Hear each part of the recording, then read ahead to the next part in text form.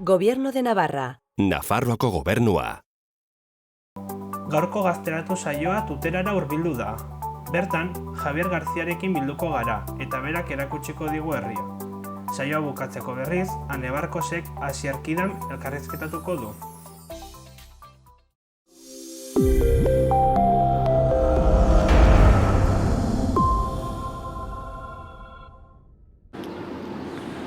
Eta gaurkoan, gazteratu saioan, Tuterara hurbildu gara, bertan Javier Garziarekin elkartu gara, bertako gaztea. Egunon, Javi? Haupa, kaixo egunon. Konta iguzu, zertan zabiltza momentu hauetan? Zan duzunez, Javier naiz, 31 urteko mutila, eta lehen hezkuntzako irakaslea naiz.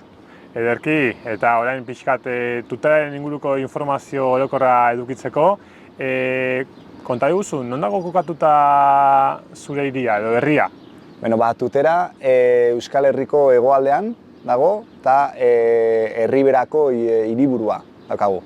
Ze populazio izango luke gutxi gora bera? Gutxi gora bera 40.000 biztanle edo lagun izango gara, gutxi gora bera. Eta hauetatik gazteak gutxi gora bera zenbat izango lirateke?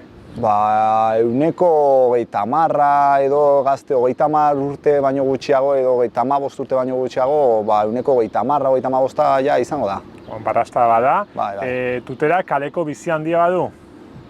Badauka, gero eta gutxiago ze gazteak ere normalean edo ikasten ari dira eta hemen ikasteko unibertsitate bat daukagu eta karrera bat edo bi daude besteik ez. Orduan joan egiten dira eta geratzen direnak edo lanean daude edo normalean egunean zehar ez dira ateatzen. Gero ja bai arratsaldetan bai jendea ateatzen dela eta bizitza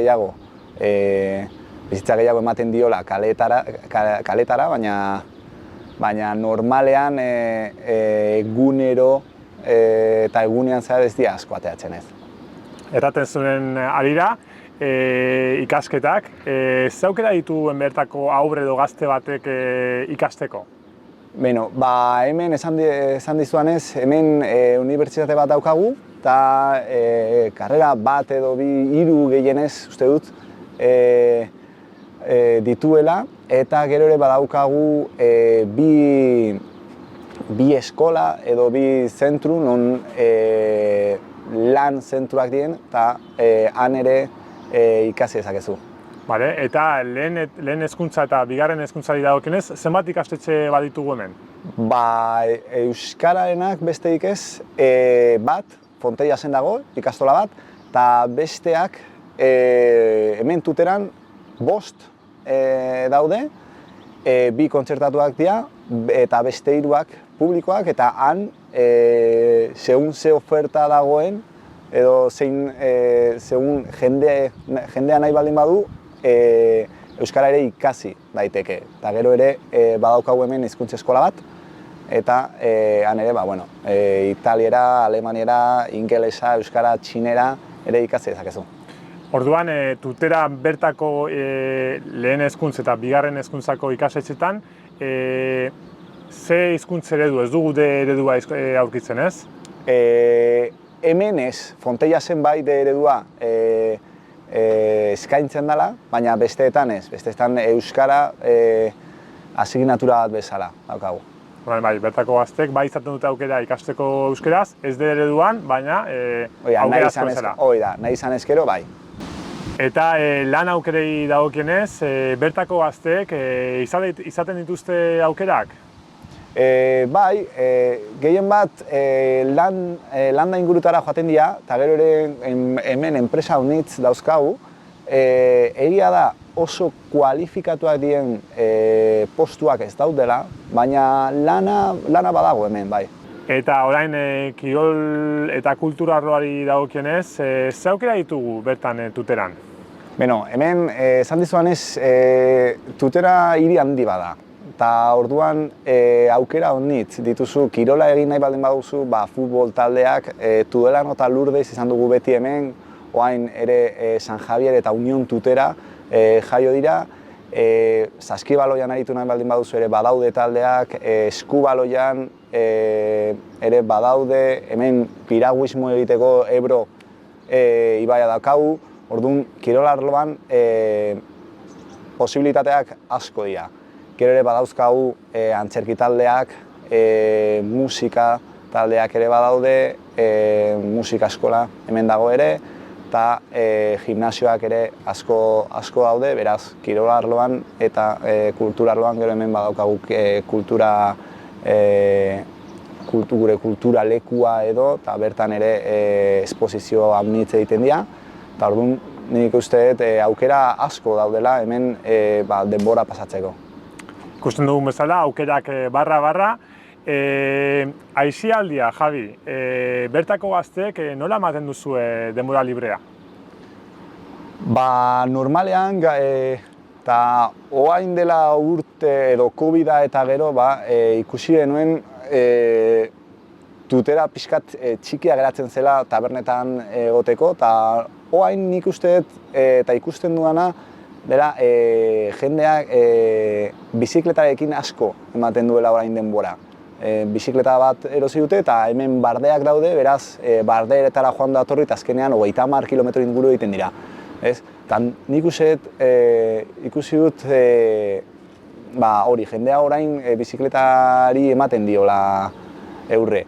Eta gero ere, hori, tabernetan azkenean asko mintzatzen gara. Hemen tuteran beti tabernak irekita daude, eta COVID-aren ondotik bizikletek izan zuten beren booma, baina furgonetek ere bai, ez? Mundu guztia hasi zen erosten furgonetak. Hori da, bai, furgonetak atea eta kanperizatu egin ditugu, eta orain ja edo nora joan gaitezke bai. Orain bertze batzuk gaude itxoiten, nora prezioa jaisten direnean, jende aspertzen derikan erosteko, ez? Hori da, bizikleta eta furgonetak. hori da, bai, ze. Eta gelditzeko, egun normal batean, zein izan ohi da ohitura? Normalean lan egiten dut eta gero ateratzean, tabernaren batera joaten gara, pote batzuk hartu, gutxi, ze hurrengo egunean lan egin behar dugu, baina normalean tabernaren batean. Ez dago leku edo toki berezirik, baizik eta normalean buelta batzuk ematen ditugu, eta gaur hemen beste hurrengo egunean beste lekuren batean, baina normalean tabernetan. Eta beste egun batean, zen izaten da plana? Igerilekuak irekita baldin badaude, han ere tabernak daude eta han egoten gera, eta ze giro nahiago duzun, hori eta gero segun ze giro nahiago duzun, leku batzuetara joaten zara edo besteetara. Edo askoz gazteagoa dienekin elkartu nahi baldin baduzu, leku bat daukate eta han joten dira, eta taberna horiek gazteagoak dienentzako dira, eta beste giro bat nahiago baldin baduzu, beste kale batzuk daude. Zu zeinetan ibiltzen zara? Ni bietan, ni nahiko kamaleonikoa naiz, bietara, joten naiz. Eta, hizkuntzari dagokionez, zeinetan solasten zarete tuterako kaletan, edo zein da hizkuntzetan erabilena bertan? Erabilena hemen gaztelera da, naiz eta ikastola bat hemen izan eta hemen hizkuntza eskola ere euskara ofertatu, eskaini. Normalean hemen erdaraz egiten da. Jende gutxi, komien artean, ze badira ja, ez dakit zenbat, baina 3.000 pertsona edo 4.000 egongo dira euskaraz egiten dutenak. Eta gure artean, gure euskaldunon artean bai euskaraz egiten dugula, baina normalean erdaraz egiten duzu. Eta gehien bat ere, beste lagunak, edo zu joaten zaren beste lagunekin euskaraz egiten ez baldin badute, pixkat elkarrizketetan sartu ahal izateko erdaraz egiten duzu eta ez daukagu problemarik. Eta aurkitzen dituzue espazioak, zeinetan, tuterakan euskaraz egiten duzuen horiek, euskaraz solasteko? Espazioak espazio bezala ez daude, AEK badaukagula, baina gehien bat euskara ikasteko da. Beraz, ez da leku propio bat bezalak. herriko bat zegoen hemen, itxi egin zen, orain dela urte herriko taberna bat zegoen, orain dela eta urte erdi bat edo itxi egin zen, baina gehien bat ez dago leku edo toki berezirik, baina bai kalean elkartzen baldin bazara euskaldun batekin, euskaraz egin dezakezu eta inorrek ez dizu ezer esango. Tuterako gazteak elkartzen zarete? Kuadrilletan bai, elkartu egiten dela. Ez da, berriz, ez dago leku propiorik elkartzeko, kuadrilla bakoitzak badauzka hemen kuartoak deitzen dienak, eta lokal batzuk dira alokatu egiten dituzte, eta bertara joten dira elkartzeko, baina ez dago leku propiorik gazte guztiok elkartzeko. Zeren arabera elkartzen zarete, erraten duzu kuadrillak, baina... Bai, normalean adinen arabera dira, Ikastetxetakoak? Hori da, normalean ikastetxe edo futbolakoak, edo ikastetxekoekin egun ez baldin baduzu nahi, normalean futbolekoa edo beste kirol batena, edo dantza taldekoak, eta bertan sartu, edo taldean sartu, eta ja normalean alokatzen dute. Gu baino gazteagoak dien pertsonek. Zuek baduzue? Guk izan genuen, baina gero unibertsitatera joan ginenean eta guzti utxe egin genuen, ze azkenean baziren 50 euro edo pertsonaekiko baziren. Orduan azkenean oso garestia izaten zen guretzat eta ez ginen etortzen. Eta gaztediaren elkartasuna badagoela erango zenuke?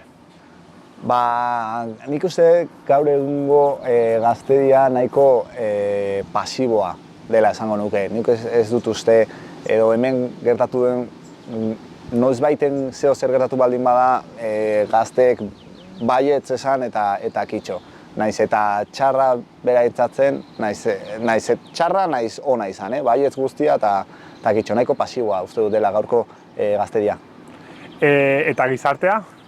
Berdin.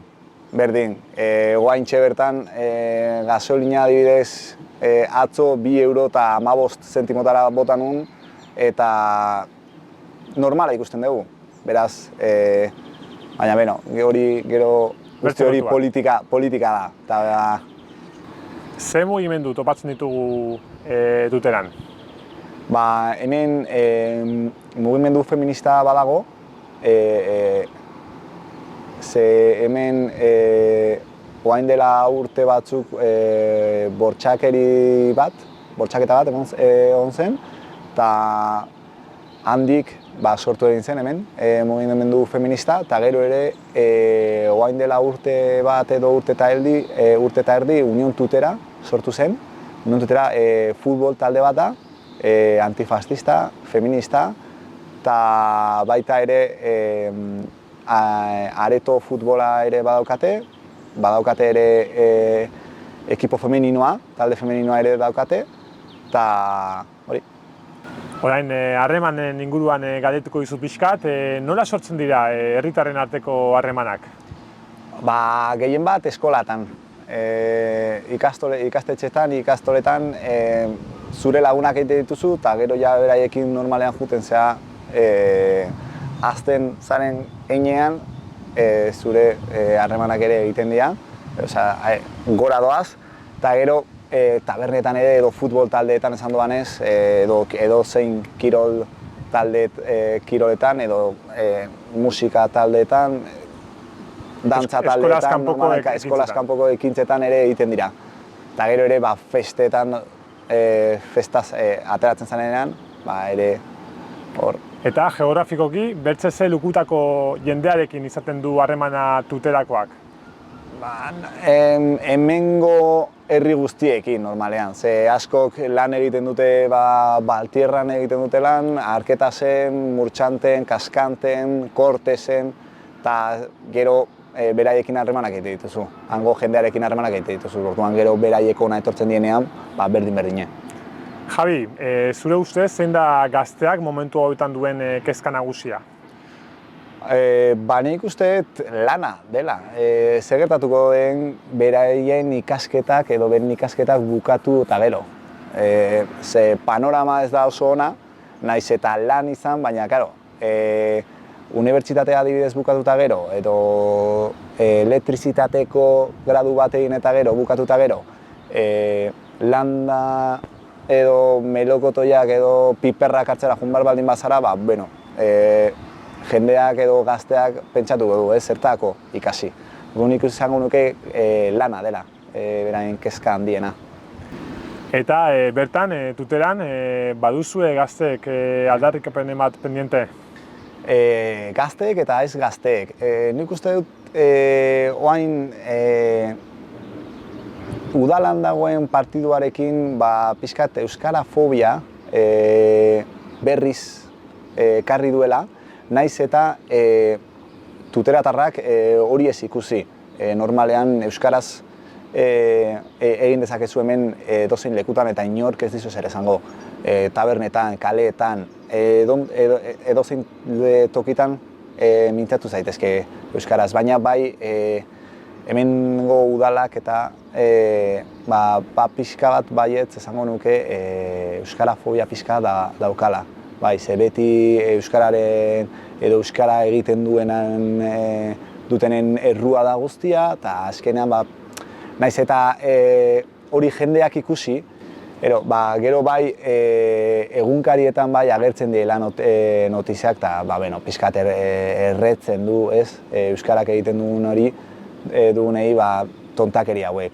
Hori gero, ikusita herritarrek ez dutela euskarafobia hori, ez? Orain, kontzientziazioaren inguruan galdera pare bat egingo dizkizut, alde batetik inguru giroa eta aldaketa klimatikoaren inguruan. Zure inguruan, gazteek kontu honen inguruan kontzientziazioa edo ardura dutela erango zenuke? En nuke nahi gazte guztiak saku berdinean sartu, en nuke nahi, nik uste batzuk badaukatela eta gehienok daukatela kontzientzia hori, baina beste batzuk baietz beraien barru ez dute behiratzen. Eta oaintxe bertan pentsatzen duten egiten dute eta kitxo. Ez dute pentsatzen gero ze gertatuko den zerbait egin eta gero ez dute inporta lataren bat bota, hemen adibidez Ebro ibaia nahiko zikin dago eta ez dute asko, baina esan dudanez ez nuke nahi poltsa berdinean sartu guztiei. Eta inguru giroa zaintzaren aldeko mugimendurik badaugu? Mugimendu bezala ez, baina bai ekintza mordo egiten dira, adibidez hemen ibaia garbitzeko edo hemen adibidez egiten diren irteerak egiten dira eta garbitu egiten dira, lekuak garbitu egiten dira, orduan ez dago talderen bat, talde bezala, baina bai ekintzak antolatzen dira. Eta zure iritzia gai honen inguruan zein da? Nire iritzia askoz gehiago egin beharko genukela. Egin beharko genuke eta egin behar dugu. Berdina galdetuko dizu, baina genero berdintasunaren inguruan ze ikuspegi duzue edo dute, ez dakit nolaran, gazteek genero berdintasunaren inguruan? Dugu. Noski. Gaur egun nik uste pixkat galdera hori pixkat zahartu egin dela, ze egia da gure gurasoekiko adibidez pixkat hori ikusi genezakeela, ez desberdintasun hori, baina gaur egun bai edo gaur egun nik uste ez dugula desberdintasunik ikusten. Egia da gertatzen diela, baina ez da zerbait gazteak gaur pentsatzen dugun zerbait. Uste dut ez dela zeian normala ikusten dugu emakumeak zein gizonak berdinak dira. Orduan, eskerrik asko, galdera zarra edo sartua dagoen galdera bat egin dutela errategatik. Zuertatzen da, gai hau, zure lagun kuadrian edo lagun giroan izaten duzuen eztabaida edo konversazioetan, Ateratzen da gai hau? Ez dut uste. Izan liteke behin edo bitan nozbaiten ateatzea, bai, baina nik uste dut esan dudanez, gaur egun normala ikusten dugu eta normala izan behar zen. Orduan ez da zer, eta nire lagunen artean adibidez asko irakasleak gara, beraz azkenean irakasleok berdinak oratzen dugu, oain egiten ditugun edo dauden baja parentalekin ere berdina guztia orekatu eginda pixkat, emakumea zen gizona, ez? Orduan nik uste ez dugula asko hitz egiten horri buruz. Ederki, orain ja bukatzen joango gara, tuteren inguruan galdetuko dizut berriz ere pixket. Zure ustez, bertako, zure herri edo hiriko txokorik politenak, zeintzuk dira? Ba, niretzat hau izango liteke, politena hemen Ebro zubia, gure atzan daukagula, eta hemen Ebro ibaia, eta gero ere Kristo deitzen den leku bat daukagu, eta han tutera osoa ikusten da, eta oso polita da. Urteko egun seinalatuak zeintzuk ditugu? Ba, hemen gehien bat uztailak 24, hemen hasten direla, hemengo festak, eta hori izango zen seinalatuena. Gero ere Aste Santuan badaukagu hemen La Bajada del Ángel deitzen dena, eta hori ere oso polita da, eta hemen egiten den leku bakarra da, beraz, polita da hemen ikustea. Ikusten dugunez, kristau porrokatua zara ez? Bat ere ez. Eta, kanpoko lagun bateri, bertan tuteran ez dena egon, zer kontatuko zenioke? Kontu emateko zein den duen xarma? Ba, kontatu ez nioke zertxo ere ez kontatuko. Eta baratzetara, hemen dauzkagun baratza guztietara edo askotara eramango nuke bertan in situ ikusteko nola hazi egiten den hemen tuteran daukagun gauza balionetariko bat, eta gero pixkat ere alde zaharrera eramango nuke, eta han pixkat enpapatzeko musulman eta kristauen historiataz hemen daukagun, ze hemen musulmanak urte askoz egon ziren, eta orduan hor daukagun ondarea enpapatzeko, eta hori egingo nuke, baina esan ezertxo ere ez. Orduan, hurrengo galdera erantzun didazu ja, egun bateko plana eskatu behar nizun, zein izango zen egun bateko plana, erran duzu, landa ere mura joango zinatekelera, alde zara erakutsi, otorduren bat?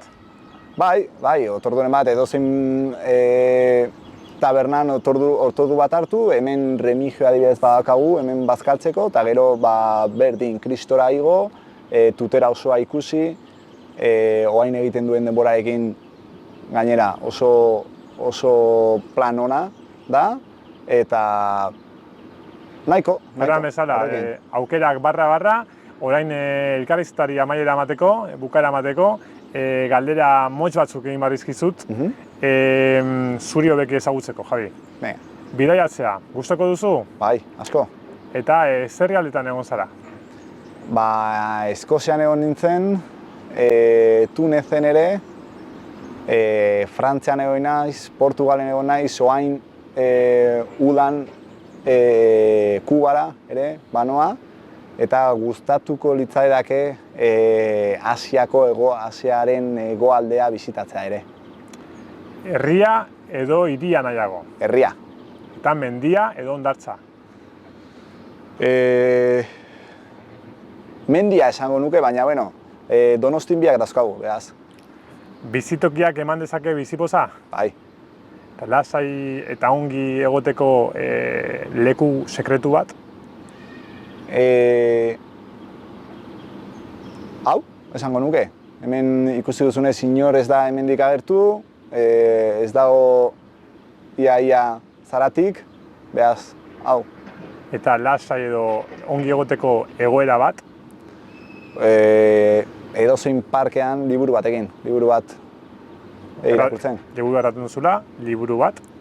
Oaintxe bertan Matar al Rei irakurtzen nahi naiz. Filme bat? Gladiator. Zaletasunak? Futbola, igeri egin ere, bizikleta pixka hartza ere lagunekin, eta denbora lagunekin pasatzea.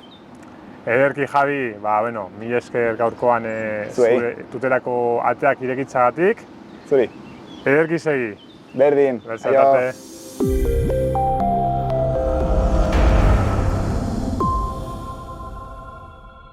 Kaixo, Asier, zer moduz? Kaixo, oso ondo? Bueno, Asierkidan, zu magoa zara. Zer esaten du jendeak zu magia egiten duzula esaten duzunean? Bueno, jendeari bitzi egiten zaio, batzutan galdetzen diatea posiblea den magiaz bizitzea, edo noiz hasi nintzen, hori, jendeak aldera pila bat dauzka mago bati egiteko, baina bai, nik erantzuten diet, bai, magoa naizela eta honetaz bizi naizela. Nik ere galdera asko dauzkat horren inguruan, beraz konta eguzu pixka noiz edo nola, edo zergatik hasi zinen, ez? Bai, beti da ni gustatu zait, nire amaren lagun bat magoa zen, eta berak nik oso ondo goratzen dut, 7 urtekin 500 pesetako txampona bat belarritik atera zidala, eta ni liluratuta gelditu nintzen, eta gero pixkat nagusiago nintzenean, beste mago batzuk ezagutu nituen, eta magoen artean, zaletasuna dagoenean, ez daude sekretuak, edo ez daude hainbeste sekretu. Orduan beraiek hasi ziren niri trukua kontatzen, ensaiatzen, eta bar, eta horrela nintzen, eta gero mundu honetan sartzen zarenean informazioa eskura eukitzea erreza da. Liburuak daude, bideoak, kongresuak, denetarik. Eta zure bizitzan zehar, edo zure ibilbidean zehar, oztopo asko aurkitu dituzu nolabait, magia egin nahi zenuela erabaki zenuenetik? Egia esan ez, nik beti esaten dut nire bizitza nahiko erreza izan dela. Hori, 14 urtekin gutxi gora bera, hasi nintzen serioago magia egiten, ja egiten dituen ere emanaldi lagunei eta bar, batzutan zertxo bait ordaintzen zidaten, eta ikasketa bukatu nituenean, bai etxean arazorik ez, eta lan dezente neukan, garaia hartan, eta izan zen trantzizio oso naturala, hori baino lehen ja nik emanaldiak egiten dituen, orduan, errez izan zen bai. Orduan, zuk okerez banago 19 urterekin bizibide bihurtu zenuen, ez? Magia. Eta, urte nahiko pasa dira geroztik, urte horietan zehar, noizbait pentsatu zu behar bada, ez zenuela magia gehiago egin nahi, edo beste gauza bat egin nahi zenuela, edo nolabait, noizbait hori planteatu duzu, edo beti izan duzu horregi zure pasioa zela eta hori egin nahi zenuela. Egia esan beti eduki dut argi. Adibidez, nik daukata nahi bat, eta egonda ikasketa ezberdinak egiten, eta zer deikatu nahi zuen jakin gabe, baina nire kasuan beti argi eduki dut. Horregatik esaten dut ere nire bizitza nahiko erreza izan dela, ze magiara dedikatzea nahi nuen, eta beti eduki dut aukera hori. Egia da, adibidez, nire krisiak eduki ditut, lanean, adibidez, egontzen garai batean, udan emanaldi desente egiten dituen kalean, eta niretzako batzutan emanaldiak ez ziren oso ondo ateratzen, ze batzutan, igual emanaldi baten erdian, ekaitza bat, edo kalean ere publikoa normalen ez dago hainadi, eta nire espektakuluetan saiatzen naiz atmosfera horrela berezi eta intimo bat sortzen. Orduan, horlako gauzak batzutan ez dira ni nahi nuen bezala atera, baina gero segituen aldatu ditut, eta adibidez gaur egun ja kalean ez ditut egiten emanaldiak. Bakarrik leku itxietan, kulturetxetan, antzokietan edo eliza batean. Tokatu zaitere magia egitea. Baina horrelako gauza batzuk ez dira ni nahi nuen bezala atera, baina aldatu ditut eta aurrera jarraitut. Orain galdetu behar nizun nolabait zure ibilbidearen inguruan, urte hauetan zehar zer emanaldi mota egin dituzu edo zertan aritu zara? Magia oso malgua da eta mota edo formatu ezberdinetako emanaldiak egiten ditut. Adibidez, aurten nago adibidez Nekantak programan telebistan inoiz egin dut magia, antzokietan, antzeslan baten barruan edo antzeslan biren barruan egin dut magoaren papera ere, Euskal Herritik antzoki hor antzeslan noiekin, eta gero egiten dut hurbileko magia poteoa, batzutan herriko jaietan, edo azken 4 urtetan adibidez egon naiz gure zirkuan, nire magia numeroa egiten, esperientzia oso polita izan da. Eta, bueno, handik ona, baina bai, leku ezberdinetan egiten ditugu emanaldiak, magiak horrek dauka oso malgua dela, eta egin dezaket hurbileko magia eskontza baten koktelean, edo antzoki batean 300 pertsonentzako. Eta, bueno, zu lehen esan duzu nolabait oso bizitza erraza izan duzula, baina gaur egun esango zenuke benetan erraza dela nolabait hontaz bizitzea? Ez dakit, gero eta mago gehiago daude, eta orain norbait hasi behar baldin badu, ez dakit nola ukiko zuen aukera. Ni hasi nintzenean, mago gutxi zeuden, ni hasi nintzen orain dela 19 urte. Eta orain dela 19 urte mago euskaldun asko ez zeuden, eta orduan kompetentzia gutxi eta magia egiteko aukera pila bat zeuden. Gaur egun gero eta mago gehiago daude, suposatzen dut lana egongo dela ere norbait hasi nahi baldin badu, baina ez dakit orain egoera nola egongo den. Ni ja urte asko daramat honetan, eta ja kontaktu desente dauzkat, jende asko ezagutzen hau, eta bueno, niretzako momentuz lana falta ez dut eduki. Eta zure ustez, zerk egiten du berezi magiaren mundua edo magia egitea bizitzeko? Zer esango zenioke magia egin nahi duen norbaiti, baina behar bada ez den ausartzen pausua ematera edo beldurra daukana? Zer esango zenioke horrelako pertsona bati nolabait animatzeko? Bai, ez dakit, baina nik badakit nola jokatzen dudan edo nola ikusten dudanik bizitza, ez? Eta zerbait buruan dudanean, ni saiatzen naiz. Ateratzen ez baldin bada, behintzat badakit hori ez dela niretzako eta beste gauzat probatu dezaket. Baina hori, egotea bizitza osoan pentsatzen hau probatu izan banu, ez dakit ondo edo gaizki aterako zen. Ez dakit, ni adibidez, 19 urtekin magiara ikatzera erabaki nuenean, esan zer gertatu daiteke honetaz ezin bizitzea eta urte bat ez probatzea eta ateratzen ez baldin bada, 20 urte eukiko ditut, orain daukat bizitza oso aurretik, beste gauza bat probatuko dut, baina ez dakit. Ez dakit zer esango nioke, baino probatzeagatik ez da zer galtzen, behintzat nik horrela ikusten dut bizitza. Eta, ja orain amaitzen joateko, eta, zuk esan duzu beti jendeak gauza bera eskatzen dizula, baina gustatuko litzaidake nolabait truko txikiren bat azaltzea edo egitea jendeak ikus dezan ze gauzak egiten dituzu edo ze gauzak gaizaren egiteko, ez da? Bai, noski. Jendeak askotan galdetzen ditea magiarekin posiblea den bileteak aldatzea. Eta horren erakustaldi bat egingo dugu, bai? Hemen daukat karteran eta, bilete bat aterako dut. Hau da bilete txikia, 10 eurokoa. Eta honekin horrela jarriko naiz, zueko bete ikusteko. Ez dakit ondo ikusten den irudian, nire pantailan erreta gertzen da, baina zuek ondo ikusten duzuen? Pixkat erreta, baina ikusten da. Horrela hobeto ikusten duzuen. Ea ondo ikusten duzuen. Eskuineko eskuan ez daukat ezer, eta eskerrekoan errez bakarrik 10 euroko bilete bat. Eta horrela jarrita pixkatu eta ikusten dela uste. Erditik doblatuko dut, eskuetan bakarrik 10 euroko bilete hau, berri doblatzen da erditik, eskuetan biletea baino ez, 2 aldiz gehiago doblatuko dut, 1 eta 2. Orain putzein behar da, eta zabaltzean ikusiko duzue bileteari aldatzen zaiola pixka bat kolorea, aldatzen da tamaina, eta 10 euroko biletea orain, 50 euroko biletea da. Ni honetara ikatzen naiz, bestea tapadera bat da, baina egunero bilete batzuk aldatu eta listo. Horrela, truko hori gustatzen zait, bai? Hori ez da. Mila esker, erakusteagatik. Ez dakiz bai gehiago kontatzea gustatuko litzaizuken, Asier?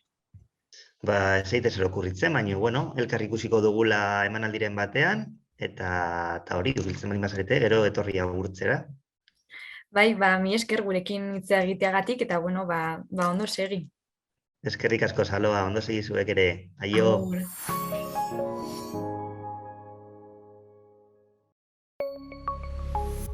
Gobierno de Navarra. Nafarroako gobernua.